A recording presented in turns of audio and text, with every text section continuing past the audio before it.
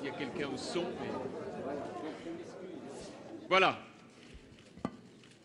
Bien, mes chers amis, depuis plusieurs mois, vous le savez, l'UMP organise régulièrement des grands débats qui sont à chaque fois l'occasion pour nous de faire le bilan de l'action de notre majorité et aussi de préparer le projet de notre famille politique.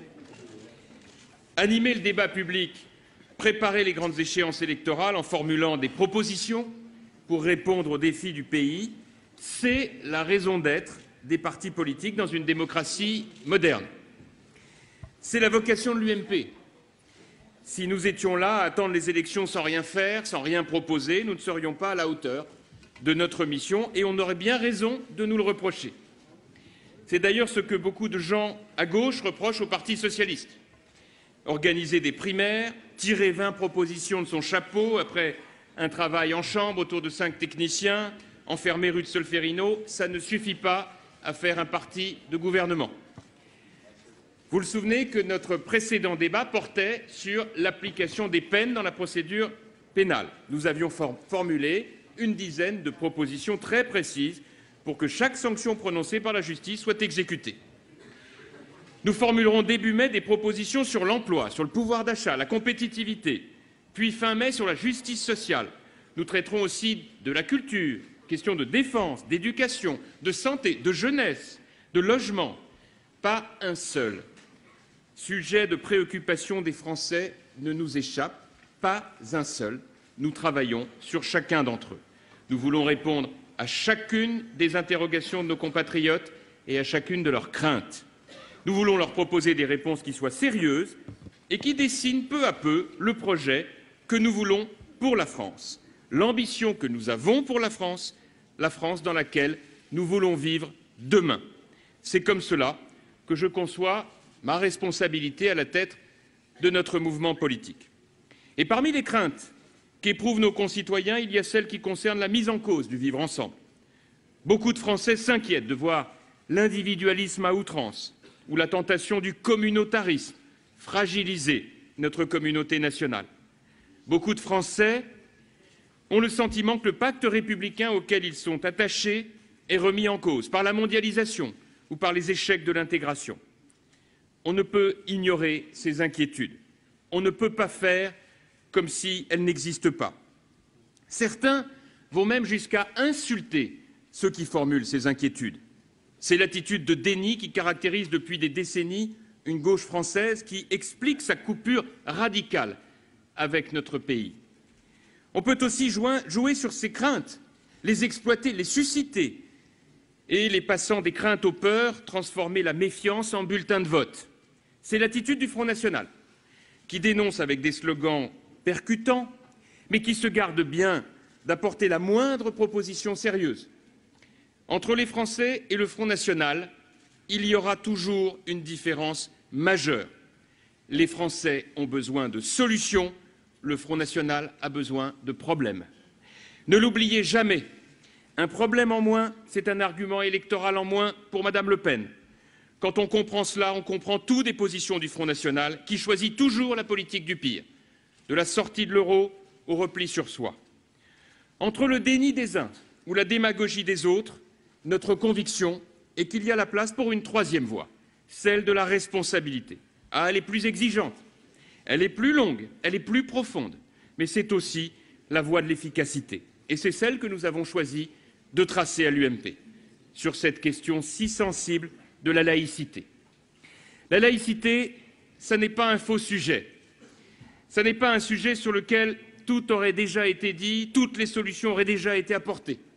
La laïcité est un enjeu essentiel, fondement de notre pacte républicain, hier, aujourd'hui et demain. C'est, mes chers amis, la réflexion pour savoir dans quelle société nous voulons vivre et faire vivre nos enfants. Parce que la France est une république laïque, et que c'est une richesse et une spécificité. C'est de la laïcité de demain que nous devons débattre, car c'est l'avenir de la France et l'avenir des Français, et que la République est un projet d'avenir qui sans cesse doit être repensé. Depuis des semaines pourtant, tout a été fait pour que cette réunion n'ait pas lieu. On a voulu nous dissuader par tous les moyens de nous réunir aujourd'hui, comme si notre rencontre était dangereuse, comme si elle représentait une menace. On nous a d'abord dit que nous allions stigmatiser une communauté. On nous a dit après que ce n'était pas le moment. Et puis on nous a dit que ce n'était pas le lieu. Et puis on nous a dit que débattre pendant des semaines, c'était trop long, avant de nous dire qu'un débat en 3 heures, c'était trop court. À chaque fois, j'ai pris le temps d'écouter les objections, d'y répondre, de chercher la barre de bonne foi et de sincérité qu'elles contenaient. J'ai pris le temps d'expliquer, de rassurer, de détailler, de mettre en perspective, de calmer. La laïcité serait un sujet interdit à l'UMP? Vous le savez sans doute, le Parti socialiste a tenu en décembre une rencontre sur la laïcité à l'Assemblée nationale. Personne n'a protesté. Je n'ai pas, moi, signé une tribune dans un hebdomadaire avec Tariq Ramadan pour demander l'annulation de ce débat, comme l'ont fait les responsables socialistes à propos de notre rencontre. Et hier, c'était le Parti communiste d'un côté, et même le Front de gauche qui ont organisé leur propre événement sur le sujet. Et moi qui croyais que la laïcité était un non-sujet. La laïcité, tout le monde pourrait en débattre, sauf le premier parti de France. Je veux le dire ici, jamais, à aucun moment, personne n'a imaginé que nous allions reculer devant ces pressions venues d'un autre monde et d'un autre temps. Et ce pour une raison très simple. Ce débat, ce sont les Français eux-mêmes qui nous le réclament. Les sondages en attestent, tandis qu'à Paris, on feint de l'ignorer. Un sondage paru aujourd'hui même n'a été que publié partiellement, hélas.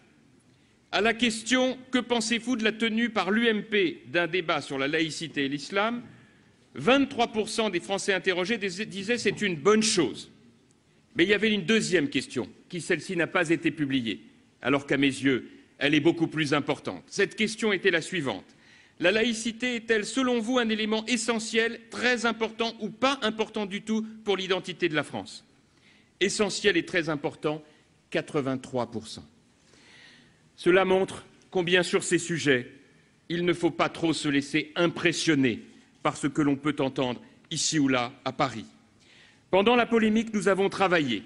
Bien loin de tous ces aléas de l'actualité, nous avons auditionné, consulté, rencontré, étudié, analysé. Combien de fois, au cours des dernières semaines, j'ai été surpris par le grand écart entre le feu des critiques médiatiques et la profondeur des échanges que j'ai pu avoir avec les principaux responsables des cultes de notre pays qui ont bien voulu parler avec nous de ces questions. Le grand écart, je l'ai aussi perçu comme un gouffre béant entre les analyses des grands esprits parisiens et les remarques de bon sens des acteurs de terrain que je rencontrais dans l'entreprise, dans le monde associatif, dans la fonction publique, dans l'éducation nationale. D'un côté, on me disait « circulez, il n'y a rien à voir », de l'autre, on m'encourageait. Continuer ce débat vaut la peine. Nous n'en pouvons plus d'être laissés seuls face à des situations que nous ne savons pas gérer tout seuls. À plusieurs reprises, cette situation m'a rappelé ce que j'avais vécu il y a quelques mois, au moment du débat sur le port du voile intégral. À Paris, on nous prenait pour des excités parce que nous avions proposé avec François Baroin, Nicole Hamelin et beaucoup de mes amis députés le principe d'une loi d'interdiction générale sur le voile intégral. Partout sur le terrain, dans mes rencontres, on reconnaissait comme une évidence que la République devait se vivre à visage découvert et qu'on ne pouvait pas vivre masqué dans l'espace public, comme s'il y avait deux mondes parallèles, deux mondes qui ne communiquaient plus, qui ne se parlaient plus. Au final, la loi a réconcilié ces deux mondes.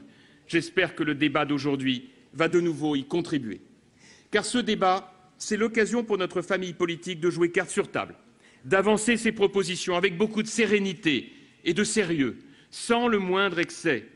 Nous allons, à travers cette convention, comme à travers toutes les autres, dire peu à peu les visions que nous portons pour la France, le projet que nous voulons construire avec les Français.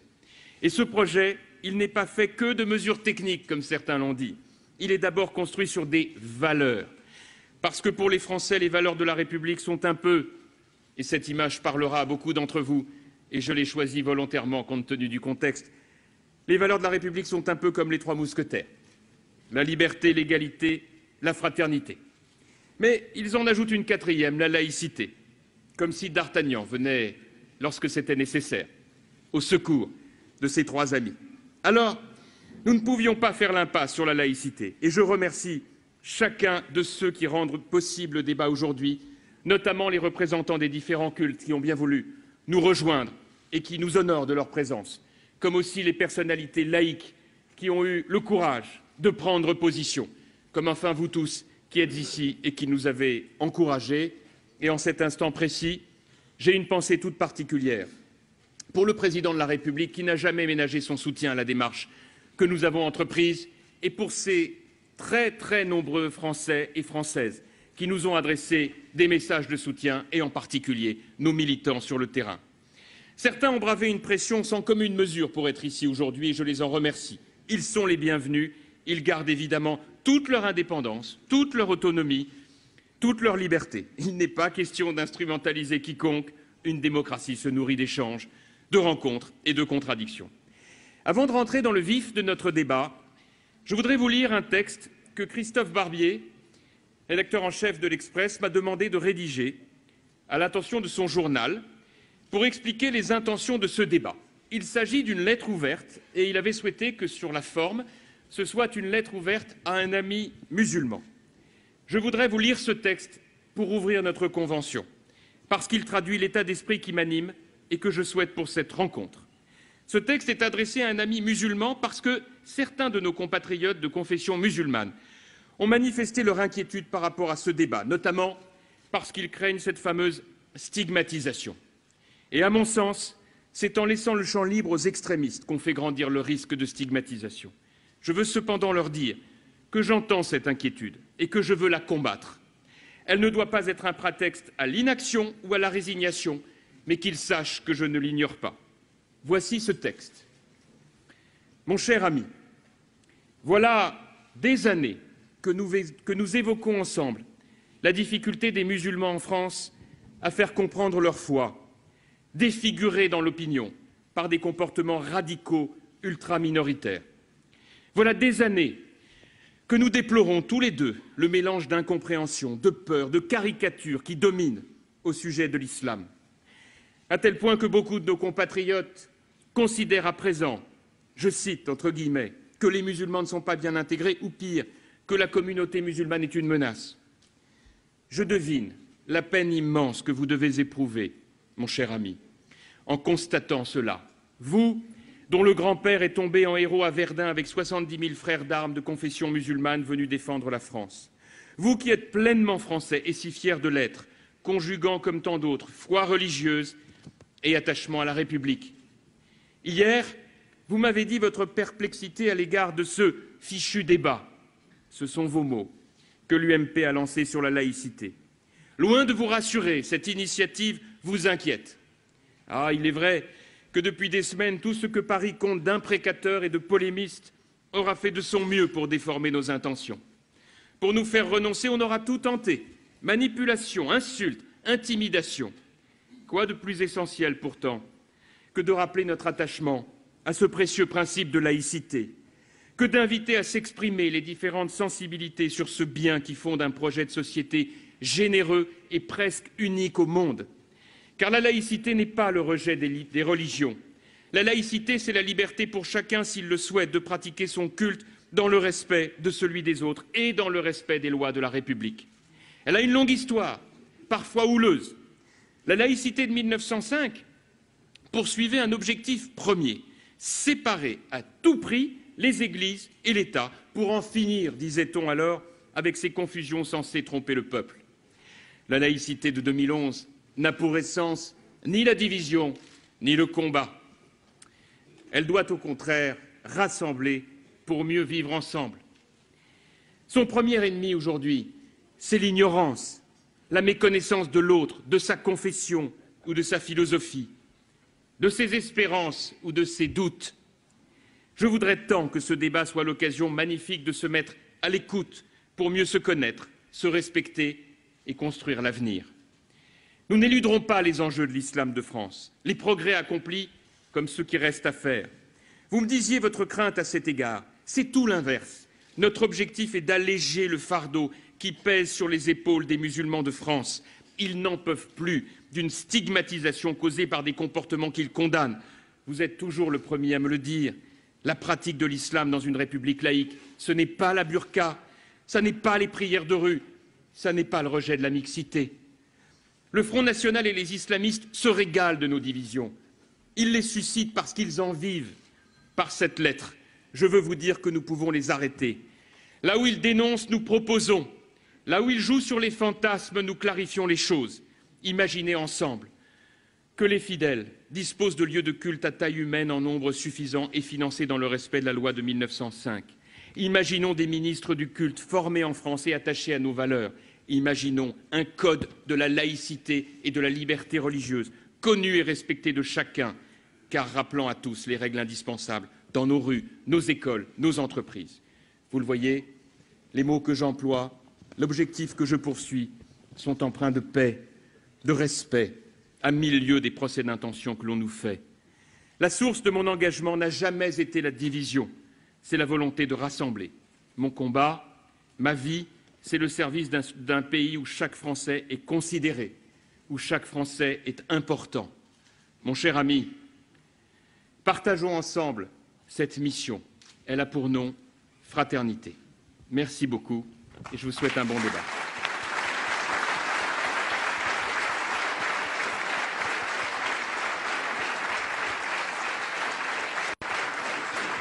Bonjour à tous et à toutes. Alors, je m'appelle Valérie Rousseau-Debord, je suis députée UMP de Meurthe-et-Moselle. Je suis adjointe au maire de Nancy et je suis déléguée générale adjointe au projet.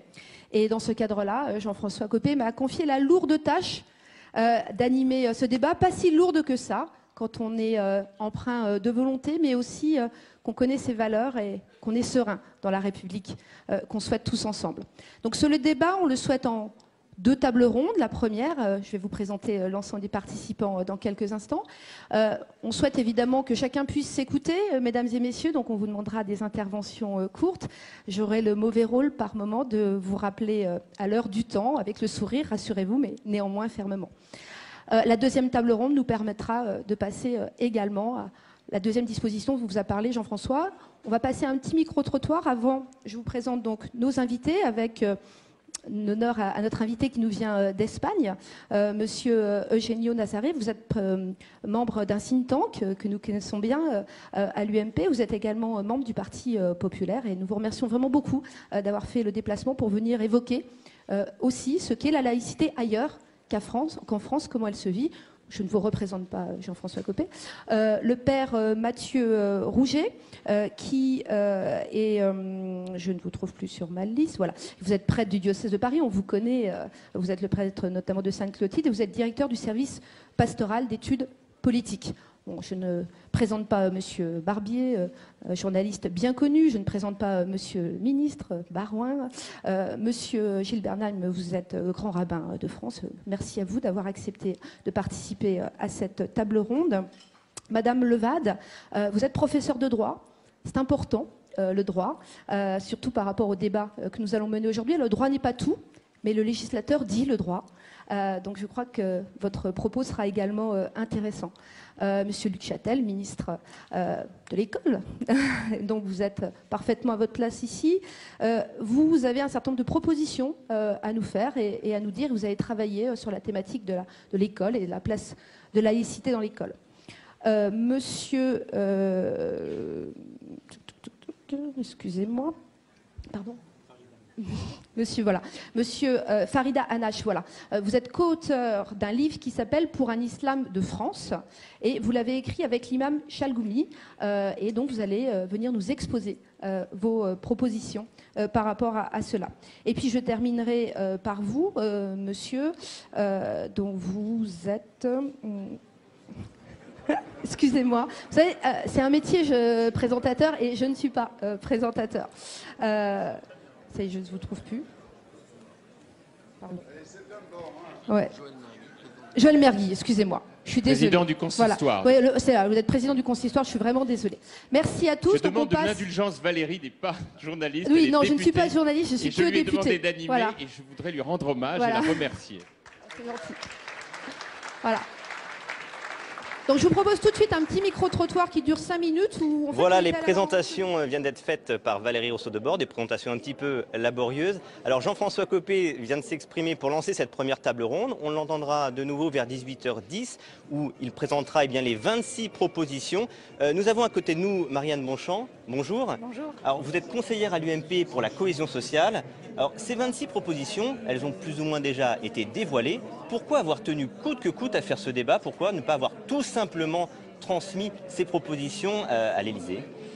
Mais parce que le débat, c'est au cœur de la réalité des partis politiques. Il y a un étonnement dans la République de 2011 à constater que sur beaucoup de sujets de société, il y a ce que j'appelle des impensés ou des impensables, c'est-à-dire des choses auxquelles on assignerait le statut de choses qu'on ne peut pas dire, qu'on ne peut pas évoquer, dont on ne peut parler. Une chose est de réaliser des propositions techniques, une chose est d'admettre que la parole soit prise entre personnalités de sensibilités différentes dans une famille politique pour évoquer un sujet aussi fondateur que celui de la laïcité. Oui, mais sans que le mot laïcité ou le mot islam soit tabou, on a entendu Jean-Louis Borloo qui nous dit que la loi de 1905 permet de régler tous les cas aujourd'hui. Pourquoi maintenir un tel débat? La loi de 1905 est une loi de séparation qui règle la relation entre l'État et l'une des religions qui sont représentées effectivement dans notre pays. Nous sommes en 2011. Les équilibres ne sont plus, dans la France de 2011, ceux que l'on pouvait connaître au tout début du XXe siècle. Il y a des questions de l'actualité qui se posent. Moi, je les croise dans le domaine ministériel qui est le mien, dans celui de la cohésion sociale. Prenez le cas d'un établissement pour enfants handicapés. Comment aborder, dans une situation laïque, l'accès au culte auquel cet enfant a droit, comme tous les enfants de la République. Par exemple, ces sujets doivent pouvoir être débattus. Revenons sur la laïcité et l'islam. L'UOIF et le CFCM sont les grands absents. Est-ce que vous le regrettez? Est-ce que ça a un sens de prendre des décisions, de parler de résolutions, de propositions? Ils ne sont pas là. Le débat est ouvert. Ceux qui sont présents au débat prennent leurs responsabilités. Ils le font de façon fraternelle, avec une volonté de bienveillance. Je pense que ne pas participer à ce débat est dommageable, mais on ne saurait le reprocher non plus à ceux qui choisissent d'être absents. Tout ça permet à chacun de se déterminer, tout ça permet à chacun de regarder la teneur de cette question. De toute façon, nous savons d'ores et déjà que la tonalité retenue est celle de la modernité, de la responsabilité et de la bienveillance, des signes extrêmement positifs pour aborder cette question d'aujourd'hui. Pourtant, la tonalité dans les médias aujourd'hui, on vous accuse, l'opposition vous accuse de courir après le Front National. Aujourd'hui, est-ce que vous pensez que cette thématique va revenir au cœur de 2012? C'est ça aujourd'hui la stratégie de l'UMP pour gagner les électeurs, pour gagner des voix? Je vais vous dire mon sentiment très profond, ma conviction profonde. C'est que l'extrême ou les extrêmes se nourrissent des silences politiques, se nourrissent de ces impensés que j'évoquais tout à l'heure. Et quand la gauche déserte ces questions-là, comme elle déserte par ailleurs la question sociale, il ne faut pas s'étonner qu'au bout du compte, nos compatriotes soit se détournent des urnes, soit fassent des choix d'extrême, parce qu'ils ne trouvent pas dans la plateforme politique rationnelle, normale d'une démocratie moderne, le choix qu'ils sont en droit d'attendre entre partis républicains, démocrates, qui peuvent débattre sur des fondements différents, mais en toute sérénité. Néanmoins, sur le paysage politique, vous appartenez plutôt au centre droit. Ce débat sur la laïcité et l'islam a montré une fracture au sein de la majorité.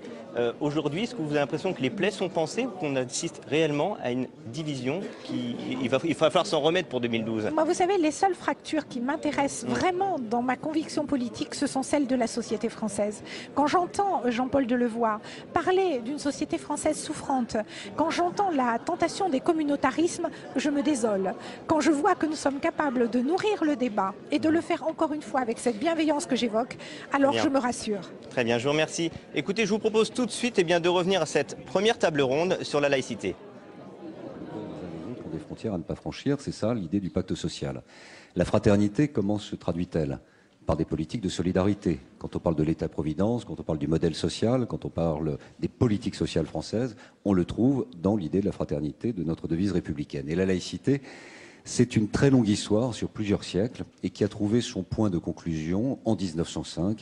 Et il est précieux pour toutes celles et tous ceux qui s'y intéressent de se replonger dans ces débats. Des débats très violents, très douloureux, très difficiles, d'un accouchement parlementaire qui aboutit à un texte remarquable, d'intelligence, d'équilibre, de subtilité, et qui, quelle que soit l'évolution de la société, quelles que soient les politiques migratoires, quelles que soient les politiques de peuplement qui ont pu être menées avant-guerre, après-guerre, cette loi est d'une forme d'éternité, car c'est le juste point d'équilibre entre le fait religieux et l'existence d'un pouvoir exécutif. Et c'est la raison pour laquelle nous sommes engagés, quand je dis nous, c'est notre famille politique, et depuis longtemps, à redonner du sens à ce qui, à l'intérieur de la loi 1905, était une idée poussiéreuse. Le grand débat sur la laïcité, nous l'avons eu en 2003-2004, sous la présidence Chirac, qui a abouti à la mise en place de la commission Stasi et qui va animer de manière assez vigoureuse la société française sur le tenant et les aboutissants et sur les différentes problématiques qui pouvaient se poser. D'abord, sur la loi de 1905, quelle était son actualité? Nous étions parvenus à un consensus de société autour du maintien et de la préservation de cet outil. Il ne fallait pas rouvrir la boîte de Pandore de la loi de 1905, parce qu'on parle évidemment du fait religieux, on parle des religions, des croyances, des ferveurs. Il faut aussi, dans l'esprit de laïcité, parler de ceux qui doutent, des agnostiques, de ceux qui sont dans le scepticisme, qui sont dans l'agnosticisme. Bref, quand je dis c'est une valeur et une règle, ça permet à l'État de se tenir à égale distance de chacune des religions, constat de la commission Stasi, et cela permet à chacun de vivre sa ferveur, son espérance, sa croyance, son doute ou son scepticisme dans le cadre de la sphère privée avec l'immense protection et dans le cadre de la sphère publique avec les règles de vie en commun. La commission Stasi avait également abouti au fait que nous avions à peu près toutes les normes envisageables, susceptibles de traiter les problèmes les uns après les autres. Il a fallu compléter utilement, nous étions ensemble avec Jean-François Copé dans le gouvernement Villepin, lorsqu'il a mis en place notamment la problématique de la fondation pour le financement du culte musulman.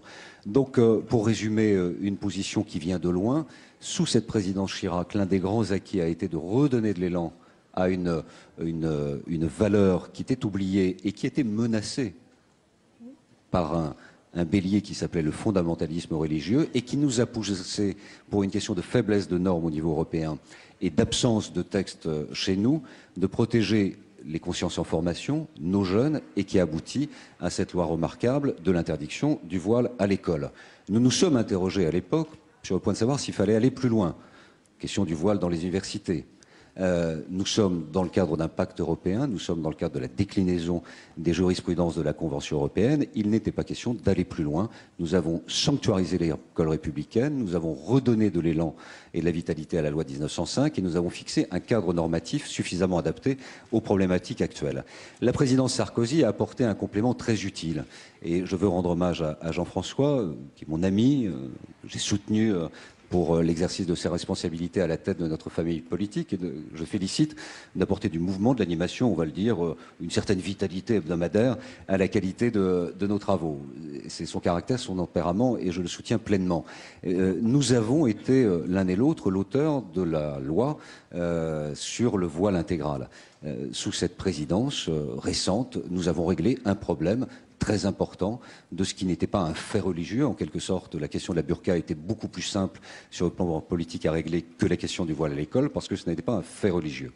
Et nous en sommes là, et il apporte pour l'UMP d'affirmer une position politique. C'est ce que j'ai dit depuis longtemps. Nous devons affirmer cette position politique, et ce rendez-vous, en ce sens, est utile, car chacun saura quelle est, au sein de l'UMP, l'affirmation de ces principes. On ne touche pas à la loi 1905, et nous avons dans nos textes un certain nombre de circulaires qui règle à peu près toutes les problématiques, que ce soit la question des minarets, avec la problématique de la déclinaison du code de l'urbanisme. Chaque maire, nous sommes un certain nombre d'élus locaux ici présents, nous pouvons apporter des réponses inscrites dans le plan local d'urbanisme pour régler cette problématique du minaret. Il n'y a pas d'appel à prière dans la rue, il n'y a pas ce type de dispositif, et c'est sous l'autorité de la police générale du maire qui assure la tranquillité de ses administrés.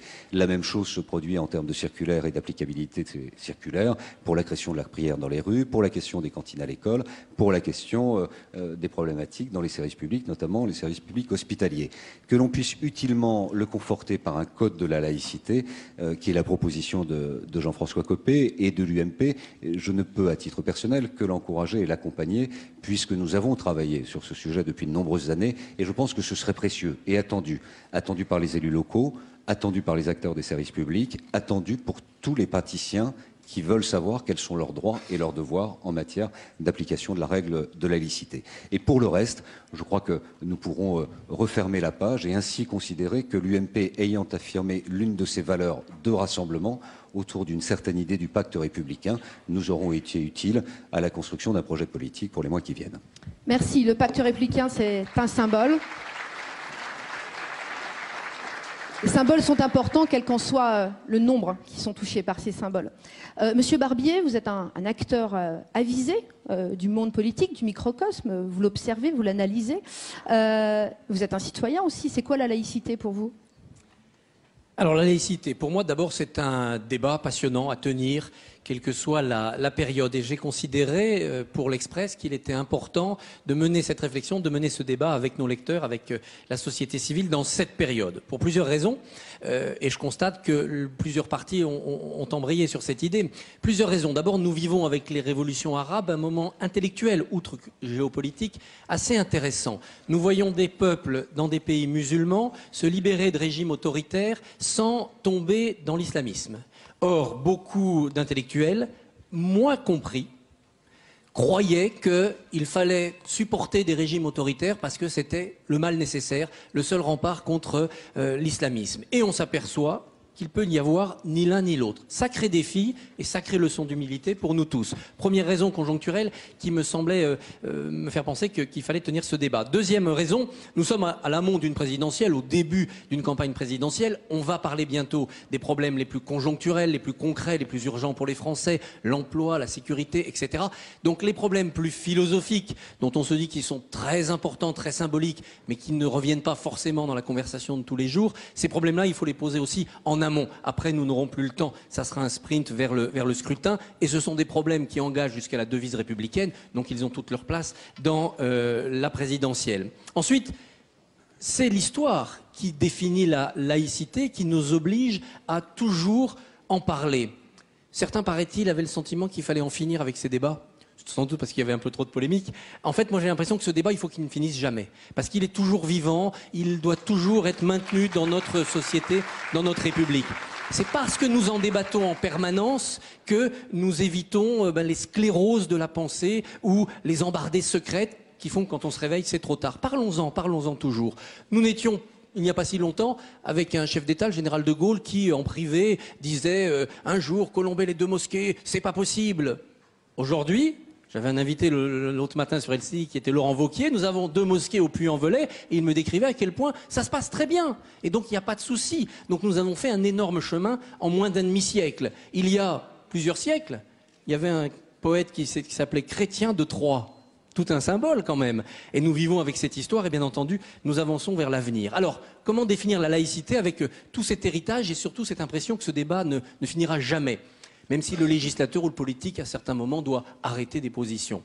La laïcité, pour moi, c'est bien sûr le devoir pour la République de faire en sorte que chacun puisse exercer sa liberté de culte sans avoir peur, sans être gêné ni matériellement, ni psychologiquement. C'est très important, ce n'est jamais acquis.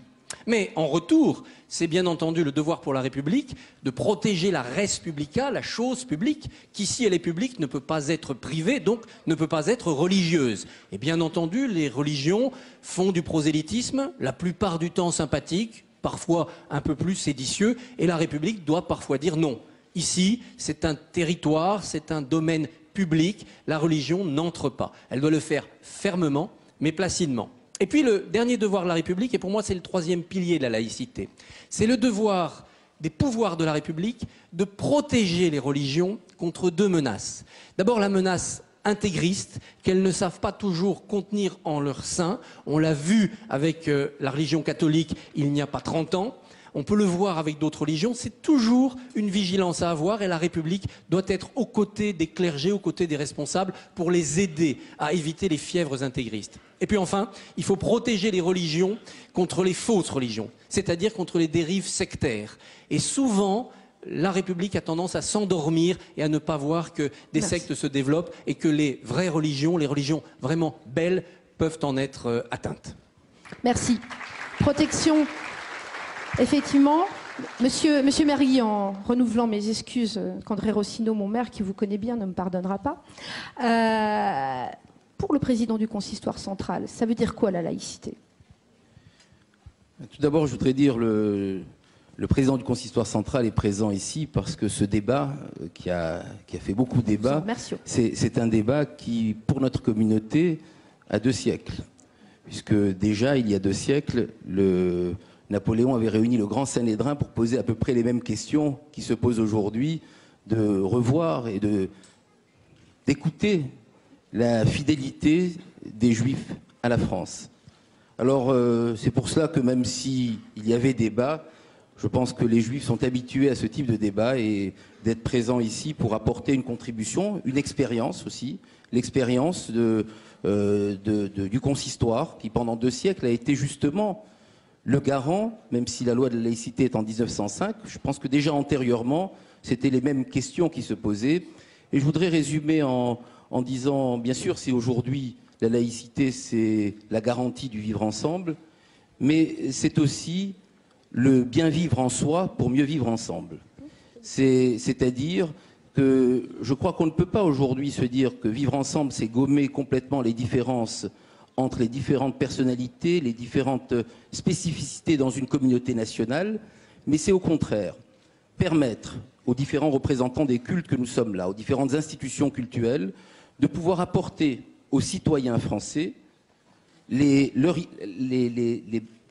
possibilités de mieux connaître, de mieux vivre leur identité personnelle pour pouvoir mieux partager le vivre ensemble dans la société. Je crois que c'est cela que nous devons essayer de préserver et je crois qu'effectivement ce débat il sera régulier, il est là aujourd'hui, il sera là dans 5 ans, il sera là dans 10 ans parce que les composantes de la société se modifient et à chacune de ces composantes de la société, à chacune des évolutions de la société, nous devons apporter des réponses et ce que je souhaite, c'est qu'au-delà du fait de débattre, il est fondamental, parce que j'ai participé depuis 10 ans à des commissions, à la commission Machelon, différentes commissions qui ont eu pour but d'apporter des propositions, sans vouloir modifier les fondements de cette loi 1905, qui est un essentiel du vivre dans la société.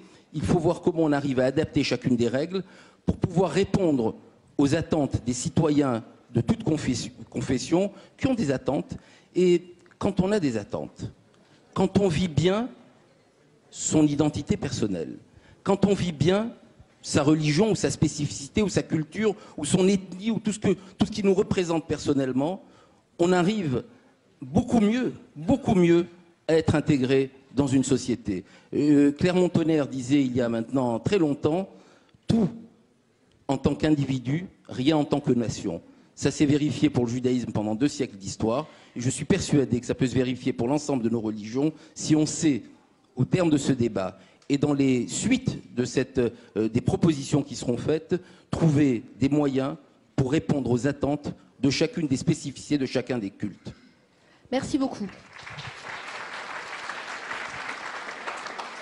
Avant de passer au Père Rouget, alors, l'école, le creuset républicain que représente l'école, le lieu de l'égalité, le lieu de la mixité, le lieu de l'intégration.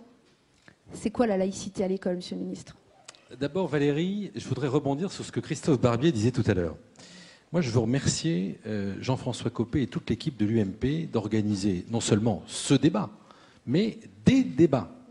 Un parti politique, excusez-moi, mais c'est un peu surréaliste, si vous voulez, en ce moment.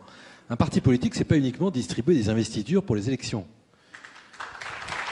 Un parti politique, son rôle, et c'est d'ailleurs la Constitution qui l'a prévu, c'est d'alimenter, de nourrir le débat d'idées.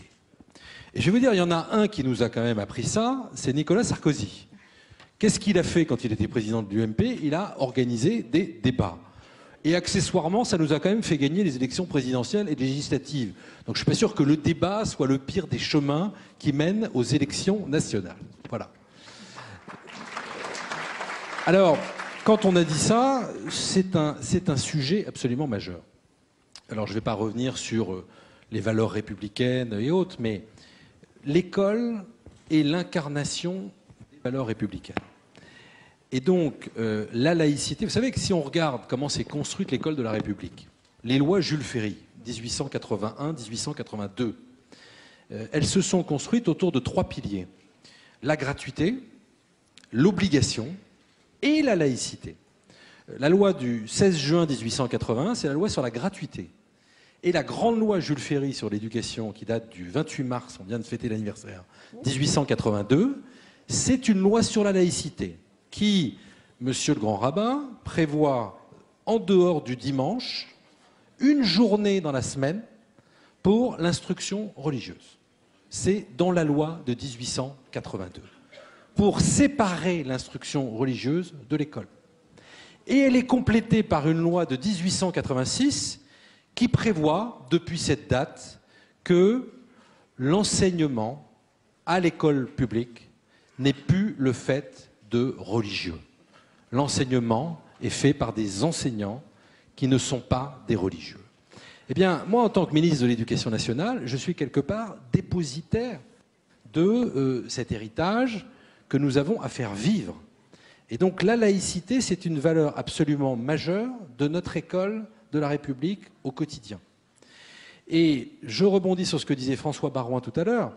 La loi de 2004 a été une avancée considérable. Considérable parce qu'elle a rappelé ce principe de neutralité. Elle a rappelé qu'on ne devait pas transiger. Elle a rappelé qu'on ne devait pas déléguer la laïcité. Moi, j'ai été très atteint au début des années 90, quand à l'époque, l'État a refusé de transiger. Il a refusé de fixer les règles. Et quand il y a eu les affaires de Montfermeil, ça vous dit quelque chose, eh bien, on s'en est remis aux acteurs locaux. On a dit non, ce n'est pas notre travail, débrouillez-vous. Mais moi, je crois au contraire que la responsabilité du politique, c'est de décider, c'est d'assumer et de fixer la règle. Donc c'est très important que dans une formation politique comme la nôtre, nous soyons capables de nourrir la laïcité, de la faire vivre. Et effectivement, c'est un débat qu'il faut nourrir en permanence, de rappeler les règles de ces principes de neutralité qui font le mieux vivre ensemble. Et c'est d'abord à l'école de la République qu'on apprend le mieux vivre ensemble. Merci beaucoup. Père Mathieu Rouget. Alors la laïcité, bien sûr, mais la laïcité en 1905 pour l'Église catholique, ça s'est passé comment ? C'est pas très bien passé, comme vous savez, mais j'espère que ce débat va beaucoup mieux se passer. Et je voudrais d'abord dire que je représente ici l'Église catholique. Je le fais avec Isabelle Richebé, qui est dans la salle, philosophe et écrivain, qui déjà représentait l'Église lors du débat laïcité organisé par le groupe socialiste de l'Assemblée nationale en décembre dernier. Vous le savez, pour l'Église, la distinction entre le spirituel et le temporel, c'est important. L'Église y croit, au sens fort de ce verbe pour le vocabulaire chrétien. Mais quand nous parlons de distinction du spirituel et du temporel, c'est dans les deux sens. C'est-à-dire, pas d'indiscrétion religieuse dans le champ politique et pas d'indiscrétion politique dans le champ religieux.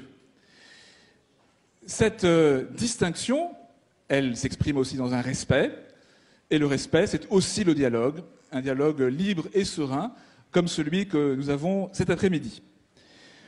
Moi, je voudrais dire trois choses sur la laïcité, inspirées de l'expérience de 1905 et ces turbulences très très dures dont on a parfois perdu la mémoire, mais aussi de tout ce qui a suivi.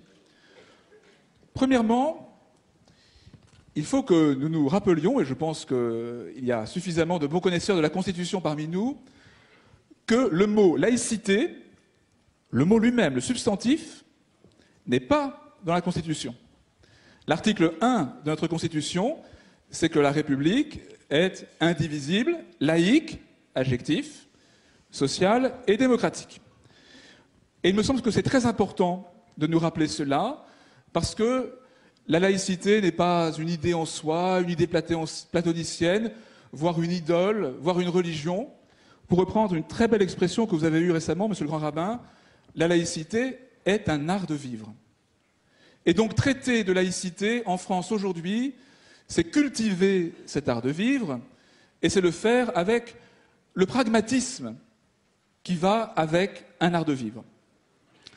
La deuxième chose que je voudrais dire à propos de la laïcité et de cet art de vivre ensemble, c'est que nous avons la chance en France d'avoir à son sujet un corpus vaste de réflexions anciens. On pourrait penser à Pascal, à la distinction des ordres, paradoxalement même à Richelieu, à la manière dont il a contre Louis XIV, traiter de manière plus juste la question protestante dans notre pays. Et puis encore à notre époque, une réflexion sur la laïcité qui est extrêmement vivante.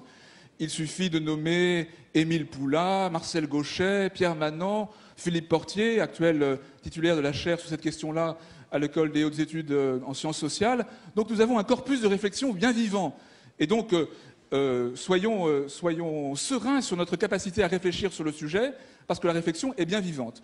Et puis nous avons aussi, je pense que c'est important de le dire, un corpus législatif, réglementaire, jurisprudentiel, également très nourri, et qui répond à bien des questions posées par la laïcité et la rencontre entre les pouvoirs publics et les religions.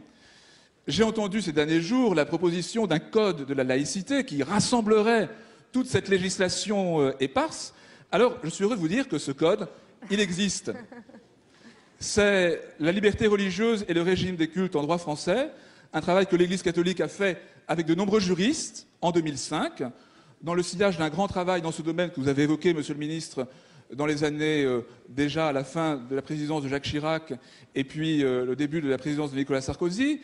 Eh bien, nous avons ici rassemblé toute la législation, toute la réglementation et la jurisprudence sur ce sujet. Et donc, si par hasard, alors que nous l'avions offert au pouvoir public à cette époque-là, il est perdu dans les bibliothèques ministérielles, je serais heureux de vous en offrir à nouveau des exemplaires. Vous le dédicacerez. Et enfin, moi je voudrais dire quelle est aujourd'hui la question qui se pose. Parce que ces questions sont évidemment sérieuses, et comme prêtre en contact avec beaucoup d'élus, j'ai conscience, et j'ai été partager une petite partie du quotidien de certains d'entre vous dans leur quartier, dans leur cité, j'ai conscience qu'il y a aujourd'hui des vraies questions. Mais il me semble que les questions qui se posent sont des questions de terrain, des questions concrètes. Et je trouve très légitime de vouloir interroger les pratiques, les confronter, vérifier qu'elles soient ajustées, mutualiser les meilleures d'entre elles. Mais ce serait quand même un paradoxe de faire une guerre de religion sur la laïcité. Voilà pourquoi je vous invite à ne pas avoir peur des religions. Elles ne sont pas globalement une menace pour notre démocratie. Elles peuvent même lui apporter beaucoup. Et puis à partir de cette sérénité, évidemment, il est judicieux de réfléchir avec précision aux problèmes qui peuvent se poser. Mais je constate que beaucoup d'élus locaux, avec d'ailleurs des partenaires du côté des différents cultes, réussissent quand même à bien favoriser le vivre ensemble. Oui. Merci beaucoup mon père, merci pour cette contribution. Monsieur le grand rabbin, merci déjà pour l'honneur que vous nous faites d'avoir accepté de participer à cette table ronde. Nous sommes extrêmement sensibles. Alors la laïcité, un art de vivre, si j'ai bien suivi le père Mathieu Rouget. Qu'en pensez-vous et que pensez-vous, vous, de la laïcité? Un art de vivre ensemble. Ensemble. Je n'ajoute qu'un mot à ce qu'a excellemment dit le père Rouget. Un préalable et 3 réponses courtes.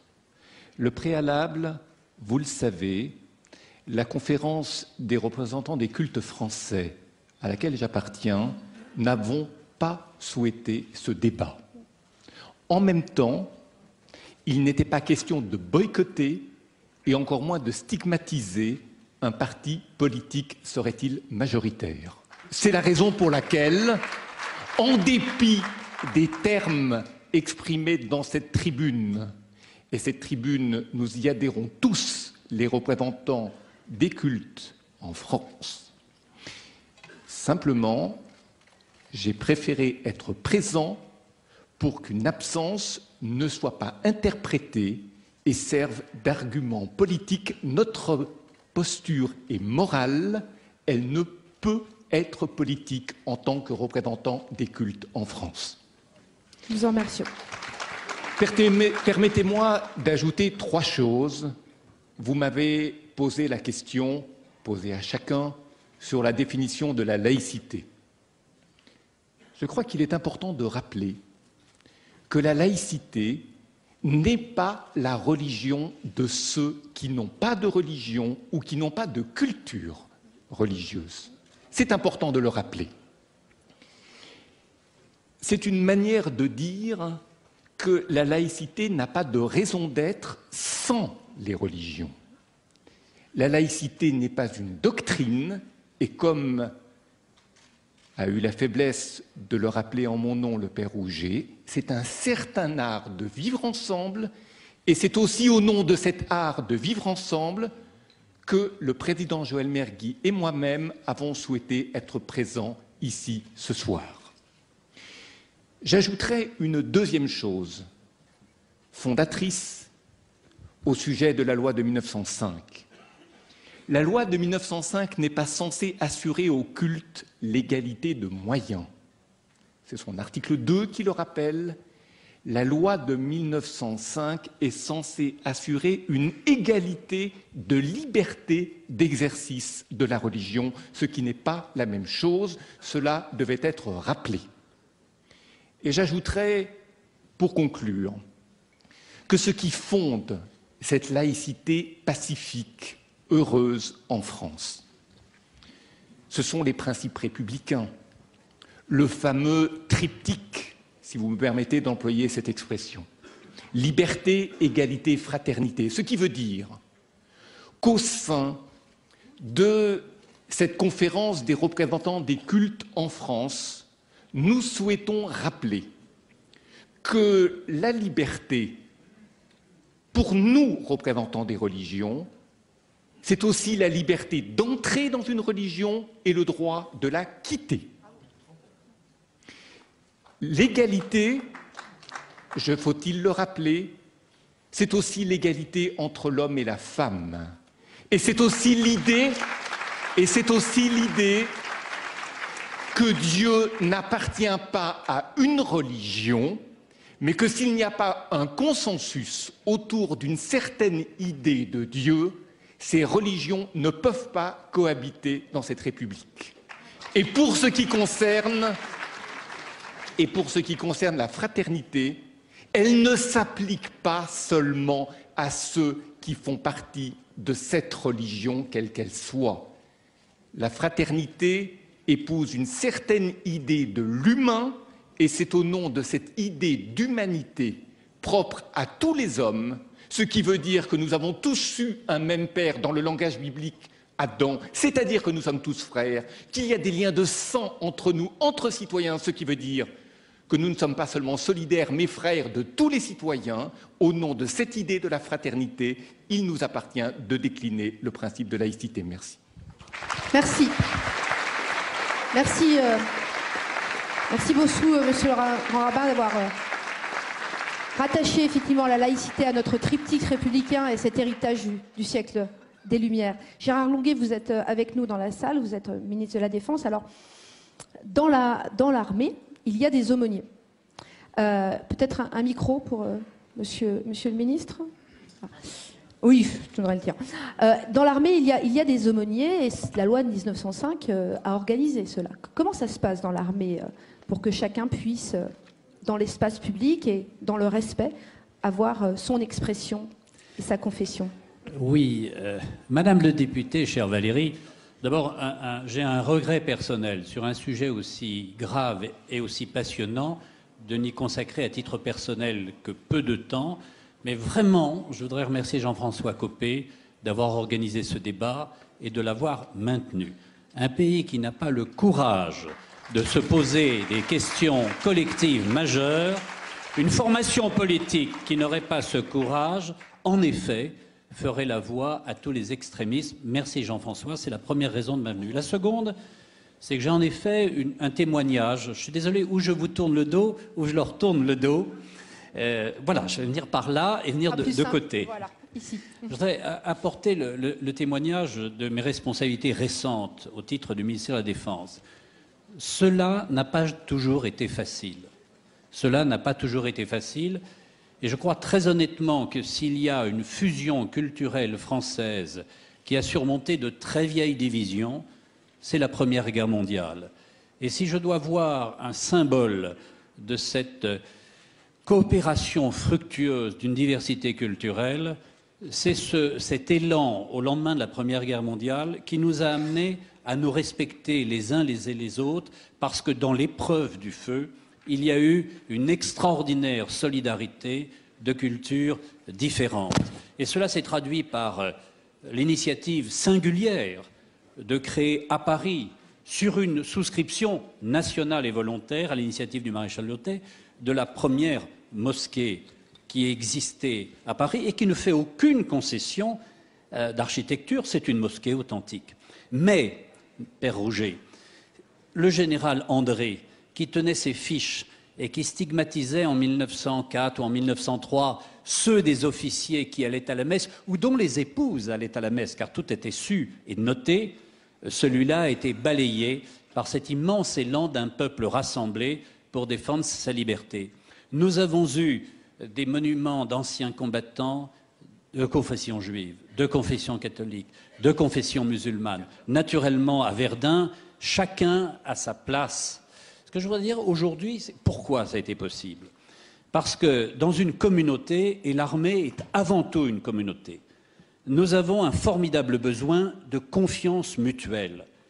Quand on va au combat, quand on risque sa vie, quand on risque celle de ses compagnons, quand hélas, on va donner la mort à d'autres que l'on n'a pas nécessairement de raison de haïr, simplement ce sont des combattants, il faut avoir une formidable confiance et avoir le sentiment que l'on peut être l'un pour l'autre, pardonnez-moi, un frère d'armes, un camarade de combat. Et il faut donc dissiper toutes les inquiétudes qui peuvent naître d'une diversité culturelle mal comprise.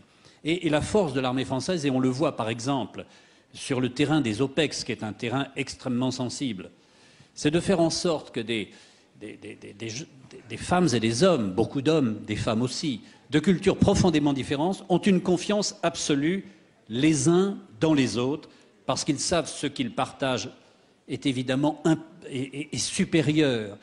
Et l'action des aumôniers catholiques, protestants, israélites, musulmans, ils ont le même nom, aumôniers.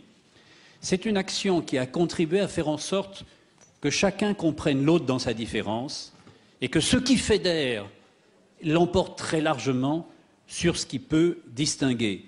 Ce n'était pas évident. Ça l'est aujourd'hui par ce travail qui est un travail de compréhension et d'ouverture les uns vers les autres. Et je puis vous dire que lorsqu'il y a pénurie d'aumôniers catholiques, le protestant, l'israélite ou le musulman est à disposition et que les soldats se retournent naturellement vers des aumôniers parce qu'ils se disent « ces gens-là ne sont pas nécessairement de ma religion, mais ils ont la même gravité, le même sérieux, la même écoute de l'homme et de la condition humaine ». Eh bien, je veux dire que cette sagesse de l'armée française, qui est une sagesse mue par la nécessité d'avoir un système de confiance, si nous la partagions totalement avec celles et ceux qui n'ont pas nécessairement les mêmes origines culturelles, mais qui ont la même volonté de construire une communauté. Merci beaucoup. Merci beaucoup, Gérard Longuet. Monsieur Farid Hanache, vous êtes co-auteur d'un livre qui s'appelle « Pour un islam de France ». Pour l'islam de France. Vous l'avez écrit avec l'imam Chalgoui. Alors, pour vous, ça veut dire quoi, la laïcité? D'abord, bonjour. Je ne m'exprime ici, je m'exprime exclusivement en tant que journaliste, co-auteur d'un livre pour l'islam de France. Je ne représente pas les musulmans de France, d'ailleurs, ils sont très mal représentés institutionnellement, et je ne vais pas rentrer dans le débat par le CFCM et par la Grande Mosquée de Paris, et très mal représentés médiatiquement.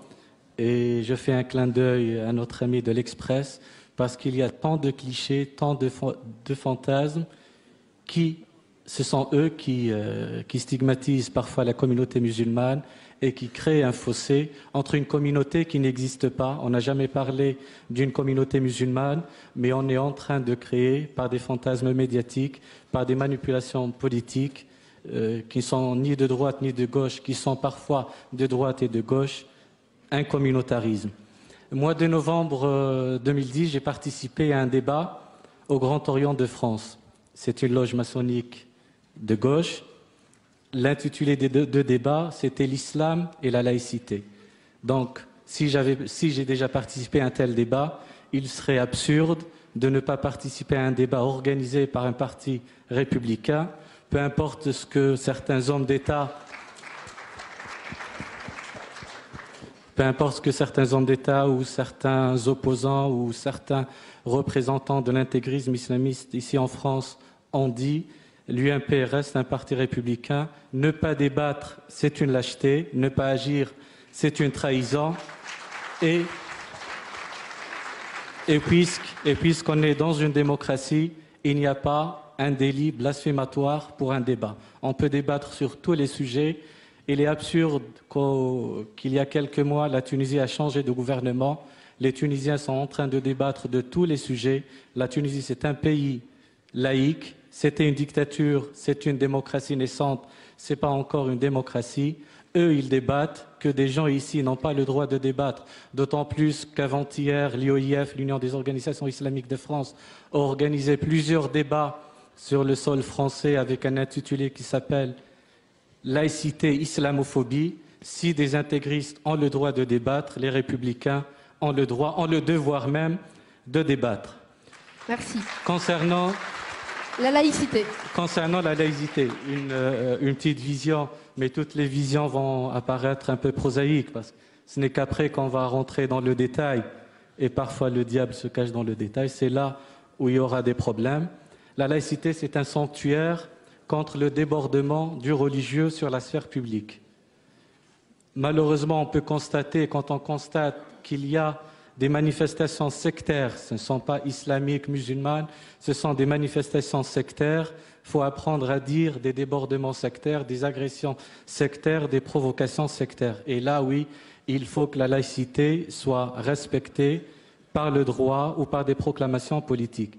La religion, c'est un sanctuaire contre les débordements des religieux.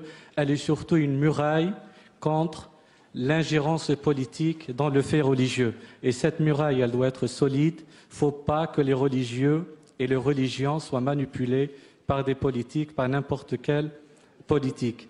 La laïcité, je terminerai par cela si vous voulez bien, la laïcité, c'est parfois une lâcheté. Parce que c'est devenu d'ailleurs le refrain et la couverture de deux intégrismes. L'intégrisme de deux extrémismes plutôt, l'extrémisme nationaliste, le FN, et l'extrémisme islamiste représenté par les frères musulmans, l'Union des organisations islamiques de France. Dans leur lexique, dans leur tract, sur leur site internet, ils citent la laïcité. Les intégristes brandissent la laïcité pour dire au pouvoir public, vous n'avez pas le droit de vous mêler de nos affaires, c'est une propriété privée, les mosquées c'est une propriété privée, les sectes peuvent prospérer, on peut faire ce qu'on veut, ne vous mêlez pas, c'est la laïcité. Pas de personnalisation du droit, je crois qu'on sera d'accord. Je ne personnalise pas. La laïcité, vous avez tous constaté qu'elle est devenue le leitmotiv d'un extrémisme anti-musulman, d'un racisme anti-musulman. Riposte laïque, c'est une organisation raciste anti-musulmane et ce n'est pas parce que parfois elle relève quelques problèmes réels qu'il faut cautionner un discours raciste. Il y a deux problèmes en France, ce sont les racistes anti-musulmans, les extrémistes islamistes. Il faut savoir d'abord expliquer, parce qu'il y a un travail de pédagogie qu'il faut faire, c'est quoi la laïcité pour qu'il n'y ait pas de mauvaise compréhension. Merci, M. Anache, on l'aura bien compris. Valérie, si tu me permets, juste un tout petit mot d'abord pour vous remercier d'être présent. Dire que, bien sûr, tous les cultes étaient conviés et que j'ai dit combien je regrettais que les représentants du CFCM n'aient pas souhaité être là. Je tiens à préciser tout de même que tous ont été entendus, que je les ai rencontrés les uns et les autres, et c'est la moindre des choses d'ailleurs, et que nous avons beaucoup appris en discutant avec les uns et les autres, ce qui est une manière pour moi de vous dire que parfois la parole privée apprend beaucoup plus que la parole publique. Voilà.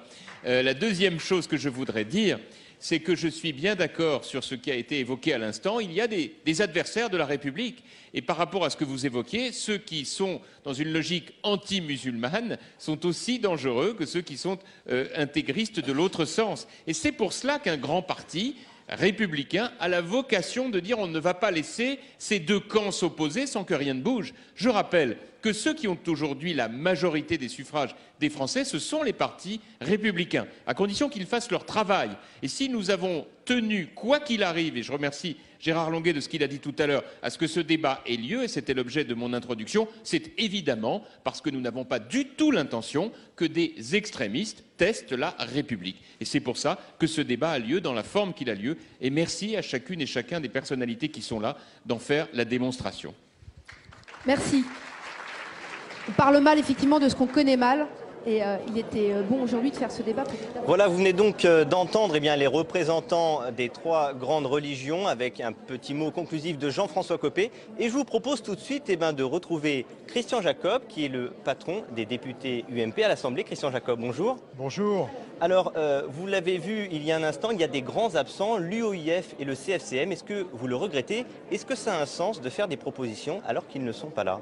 Je crois que ça a beaucoup de sens d'avoir eu tout d'abord ce débat, ensuite de le clôturer avec une convention de cette nature, c'est très riche. Vous avez vu 26 propositions qui sont le fruit d'un travail important avec énormément de consultations. Toutes les grandes religions ont été consultées, mais au-delà de ça, beaucoup de personnalités publiques, représentantes de la haute fonction publique, des entreprises également ont été consultées et interrogées. Et il était important à la fois d'avoir le débat et ensuite de savoir en sortir des propositions très concrètes. C'est ce qui est fait. Mais pourquoi il était important d'avoir coûte que coûte ce débat? Il a beaucoup fait parler de lui, il a été mis en cause au sein même de votre majorité. Vous aviez ces 26 propositions, pourquoi tout simplement ne pas les avoir transmises à François Fillon, à Nicolas Sarkozy? Pourquoi l'avoir maintenu ce débat? Parce que c'est le fruit d'un travail. Un parti politique, ça travaille. C'est-à-dire qu'on n'est pas, c'est pas une génération spontanée où on invente telle ou telle proposition. C'est le fruit de dizaines et de dizaines d'heures de groupes de travail, de think tanks qui ont réfléchi, qui ont testé les propositions, qui ont auditionné des personnalités. Et c'est à partir de là qu'on arrive à établir ce corpus. Et à partir de ces propositions, je pense qu'il y aura une résolution. Nous présenterons à l'Assemblée nationale et on obligera ainsi la gauche à prendre position sur ce sujet. Alors, vous souhaitiez l'apaisement, le nom a changé pour arriver à la laïcité et l'islam. Néanmoins, est-ce que vous regrettez les propos de Claude Guéant hier? Est-ce que ça a mis un petit peu encore un petit peu plus de doute sur les divisions au sein même de la majorité? Écoutez, je trouve qu'on fait un procès d'intention scandaleux à Claude Guéant. Objectivement, on a cherché, comme à chaque fois, à sortir des phrases, des mots même de son contexte, parce qu'on était jusqu'à couper les phrases pour extraire les mots et faire réagir là-dessus. Ce que vous nous dites, c'est qu'à chaque fois, on sort les phrases de son contexte, parce que ce n'est pas la première fois, Claude Guéant. Je trouve que ce qui est le procès d'intention qui lui est fait là est scandaleux. Claude Guéant est un grand républicain, personne ne peut mettre ça en cause. Et là, vraiment, c'est un mauvais procès. Essayons d'aller sur le fond. Alors bien entendu, sur le fond, on voit bien la gauche est très mal à l'aise. Elle est incapable de débattre, incapable de faire des propositions de cette nature. Moi, j'attends leur réaction, mais qu'ils aillent sur le fond. Vous savez, quand on est incapable de produire la moindre idée sur le fond, on cherche à faire de mauvaises polémiques sur la forme et sur des petites phrases. Est-ce que sur le fond, tout de même, ce débat sur l'islam et la laïcité, c'est justement une des thématiques principales pour 2012 que vous voulez mettre en avant pour l'élection présidentielle? Non, c'est une des thématiques parmi beaucoup d'autres, puisque vous avez vu que nous avons énormément de conventions. Il y en a une sur l'application des peines, nous allons en avoir une sur l'emploi des jeunes, sur l'emploi des seniors, sur la compétitivité des entreprises, sur la justice sociale, sur la culture. Et donc ainsi, petit à petit, d'ici la fin de l'été, nous aurons bouclé tout un cycle de conventions, et ce qui nous permettra d'avoir un corps de doctrine clairement établi pour cet automne. Alors, il y a eu les critiques du Front National, les critiques de l'opposition, mais il y a également eu les critiques de Jean-Louis Borloo, qui nous disent tout simplement la loi de 1905 permet de tout régler. Qu'est-ce que vous lui répondez aujourd'hui? Eh bien que cette convention s'inspire très clairement, mot à mot, j'ai envie de dire, de la loi de 1905, avec ces deux principes fondateurs qui sont à la fois la neutralité, c'est-à-dire ne subventionne, ne soutient ni ne salarie aucun culte, et celui de la liberté des cultes. Simplement, entre 1905 et aujourd'hui, des choses ont évolué, et c'est pour ça que nous avons besoin d'établir un certain nombre de de mesures très, très concrètes.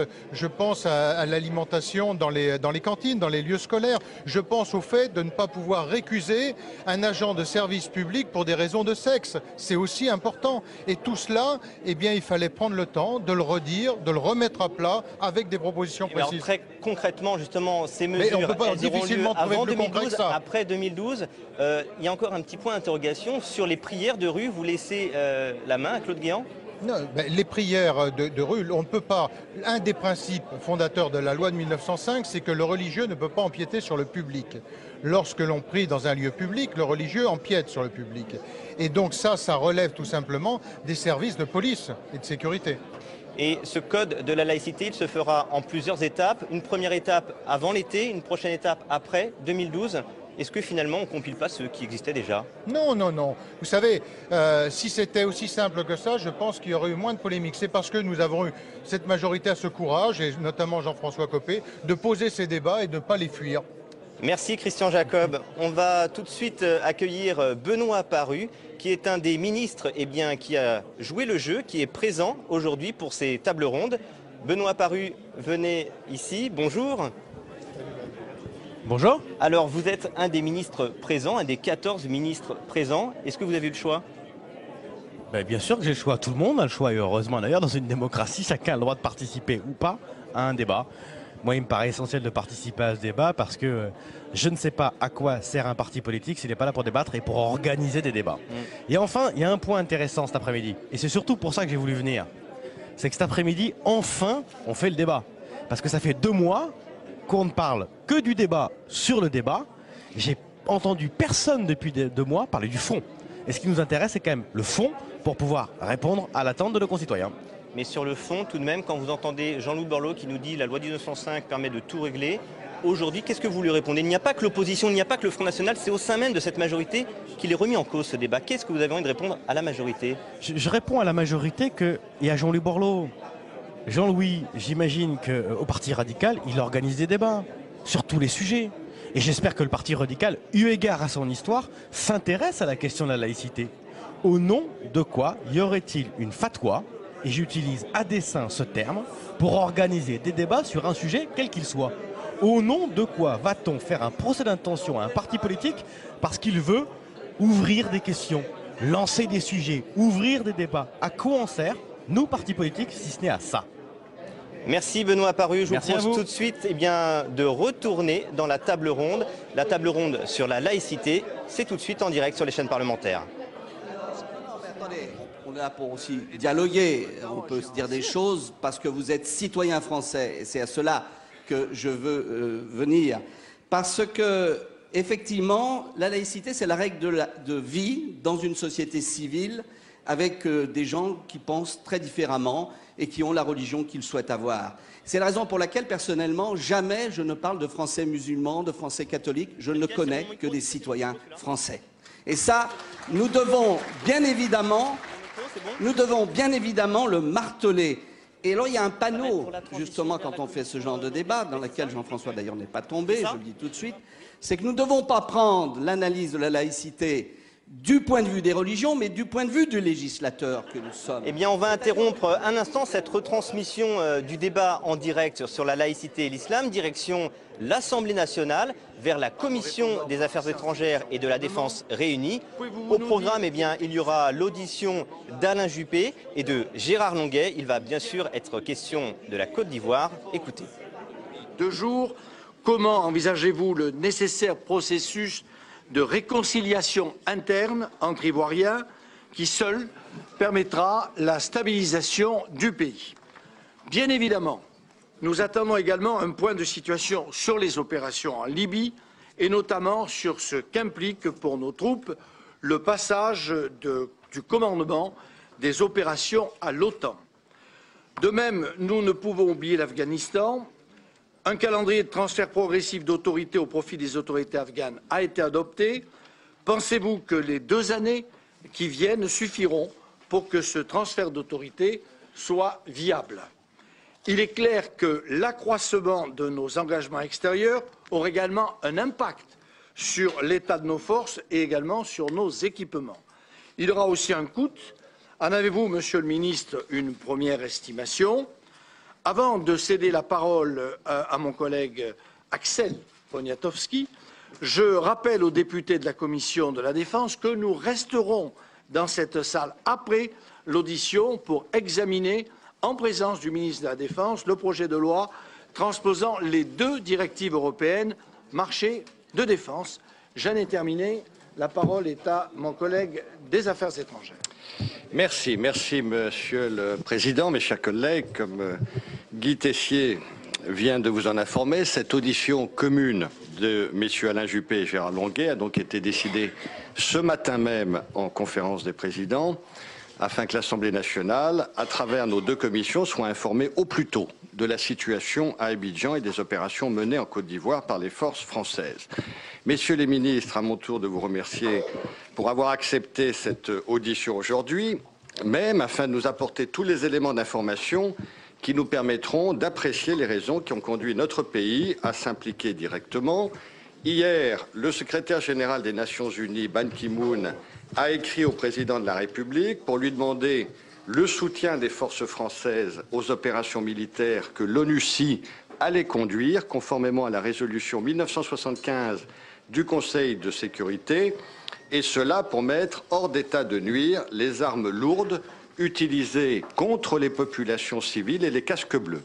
Le président de la République a répondu positivement à cet appel. Cet engagement est justifié par la responsabilité de protéger les populations civiles, principe qui a conduit la France à s'engager en Libye. Mais contrairement au cas libyen, les circonstances s'apprécient différemment. Depuis l'origine de la crise ivoirienne, la France soutient bien sûr le président Ouattara, légitimement élu, mais elle entendait jusqu'à présent, conformément à sa nouvelle politique africaine, éviter une intervention militaire directe, considérant qu'il appartenait à la diplomatie africaine et éventuellement aux forces africaines réunies dans le cadre de l'ONUCI de régler cette crise. Je souhaiterais donc connaître, messieurs les ministres, l'objet précis de la demande du secrétaire général des Nations Unies, l'enchaînement des événements politiques de ces derniers jours et le déroulement exact des opérations militaires auxquelles la France a participé, qui ont commencé hier soir à 19 h, leurs résultats et quelles pourraient être les prochaines évolutions. Enfin, le Premier ministre nous a informé tout à l'heure, lors des questions au gouvernement, que des généraux proches de M. Gbagbo négociaient les conditions de sa reddition. Pouvez-vous nous donner des informations complémentaires à ce sujet? Je vous en remercie et je commence donc par céder la parole au ministre d'État Alain Juppé. Messieurs les Présidents, Mesdames et Messieurs les députés, mon collègue et ami Gérard Longuet et moi-même sommes devant vous dans le cadre de l'offre qui a été faite dès hier par le Président de la République et le Premier ministre à vos commissions de nous entendre sur les décisions prises au cours des dernières heures. Je m'exprimais pour ce qui me concerne assez brièvement sur la situation en République de Côte d'Ivoire et notamment sur le cadre juridique et diplomatique de cette intervention en laissant à Gérard Longuet le soin de vous donner toutes les précisions nécessaires sur la dimension militaire de ce qui se déroule en Côte d'Ivoire. Vous savez que depuis 4 mois maintenant, la Côte d'Ivoire s'enfonce dans une crise semblable, hélas, à celle qu'elle a connue il y a 10 ans ou presque en 2002. Le